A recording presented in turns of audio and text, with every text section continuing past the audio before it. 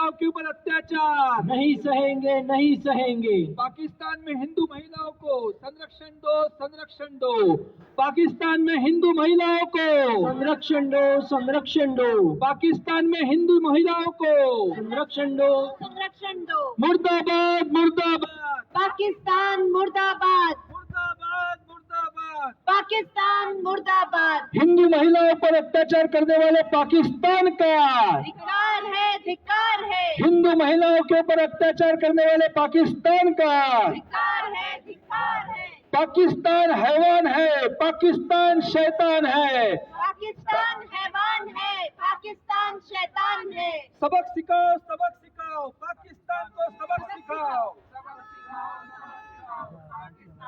सबक सिखाओ, सबक सिखाओ, सबक सिखाओ, पाकिस्तान को सबक सिखाओ, सबक सिखाओ, सबक सिखाओ, पाकिस्तान को सबक सिखाओ, सबक सिखाओ, सबक सिखाओ। पाकिस्तान को सबक सिखाओ। हिंदू महिलाओं के ऊपर अत्याचार नहीं सहेंगे, नहीं सहेंगे। हिंदू महिलाओं के ऊपर अत्याचार नहीं सहेंगे, नहीं सहेंगे, हिंदू महिलाओं के ऊपर अत्याचार नहीं सहेंगे, नहीं सहेंगे। मुर्दाबाद, मुर्दाबाद, पाकिस्तान मुर्दाबाद, मुर्दाबाद, मुर्दाबाद। पाकिस्तान मुर्दाबाद। आज ये पाकिस्तान के ऊपर दबाव बनाइए। जो अनेक देश है, यूनाइटेड नेशंस है, जो कश्मीर पर बात करता है, जो भारत के अंदर की परिस्थितियों पर, घटनाओं पर बात करता है, वो पाकिस्तान में हो रहे हिंदू महिलाओं के ऊपर, अल्पसंख्यक समाज के ऊपर जो तीव्रता से, बर्बरता से जो अत्याचार हो रहे हैं, उसके ऊपर कब बात करेगा। इसलिए आज ये हिंदू राष्ट्र आंदोलन जंतर मंतर भारत की राजधानी से लिया जा रहा है, ताकि विश्व भर में पाकिस्तान के ऊपर दबाव निर्माण किया जाए। और उसी के साथ अभी केंद्र सरकार ने यह जो कल एक अध्यादेश जारी किया है श्री समेश शिखर जी के बारे में, पर उसके लिए हम केंद्र सरकार का अभिनंदन करते हैं। हो रहे हिंदुओं की हत्याएं, हमारे हिंदू बहनों के ऊपर अत्याचार, वहां पर हमारी बहू बेटियां दिन प्रतिदिन भगाई जा रही है, उनके ऊपर अत्याचार हो रहे हैं, जबरदस्ती से उनका धर्मांतरण हो रहा है, उनके साथ में निकाह किए जाते हैं। जब हिंदुस्तान और पाकिस्तान अलग हुआ था तो वहां पर हिंदुओं की जो जनसंख्या थी वो 13% थी, आज वो जनसंख्या सिर्फ 1% रह गई है। तो इतनी बड़ी जनसंख्या कहां गई, उसके साथ में क्या हुआ।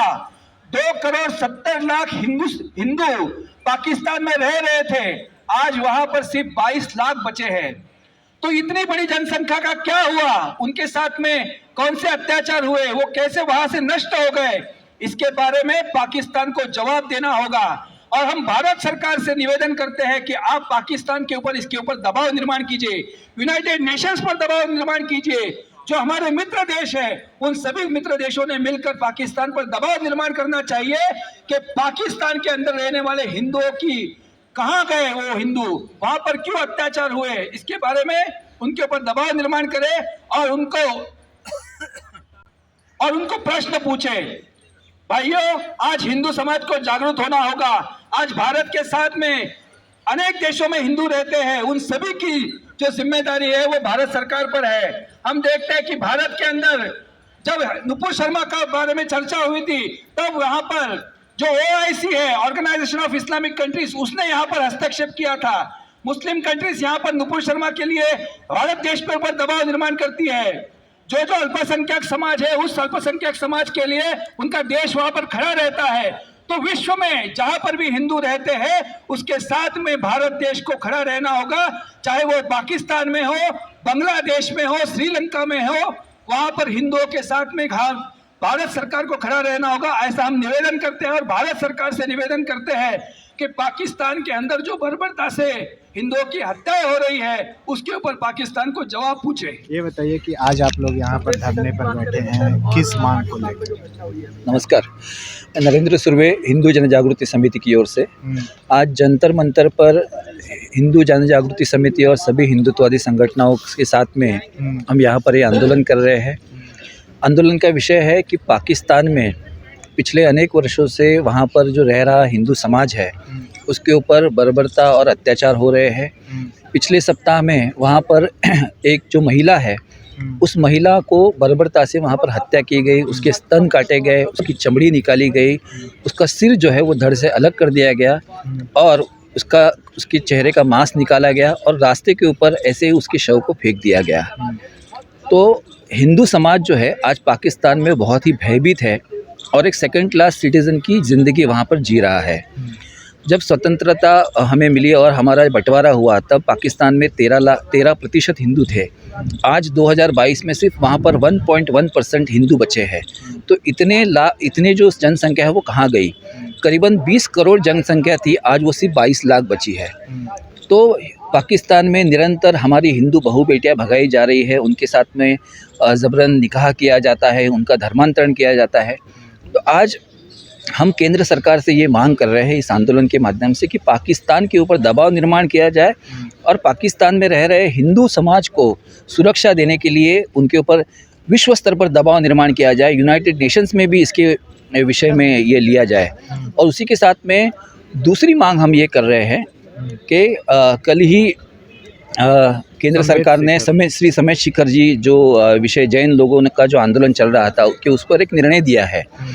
पर उस निर्णय के साथ उसके लिए हम सर्वप्रथम केंद्र सरकार का अभिनंदन तो करते हैं, पर उसी के साथ में एक और महत्वपूर्ण मांग ये करते हैं कि श्री समेत शिखर जी को तीर्थ क्षेत्र ही घोषित किया जाए। एक बार यदि वो स्टेटस वहाँ पे लग जाता है तो अगली बार कोई भी सरकार आए तो उसमें वो बदलाव नहीं कर सकती है।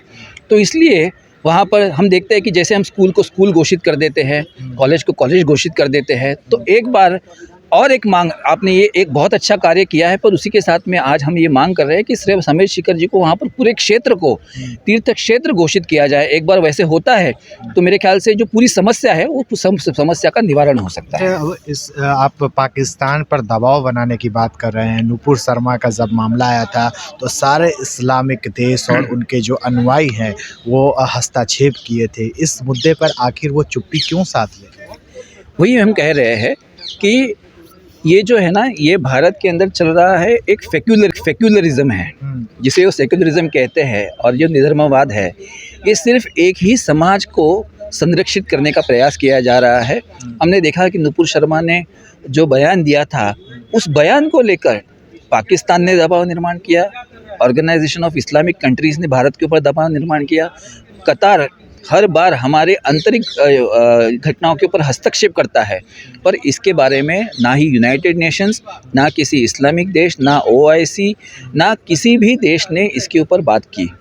तो ये जो है ये भारत में अंदर छद्म सेकुलरिज्म चल रहा है कि जो एक ही समाज की बात करता है, हिंदू समाज की बात नहीं करता है, और ये विश्व स्तर पर चल रहा है। और इसलिए अब समय आ गया है कि हिंदू समाज ने जागरूक होना चाहिए और जागरूक होकर अपनी मांगों को आगे आकर सरकार तक पहुंचाना चाहिए। इसलिए हम ये आंदोलन कर रहे हैं। ठीक है, शुक्रिया, धन्यवाद, नमस्कार।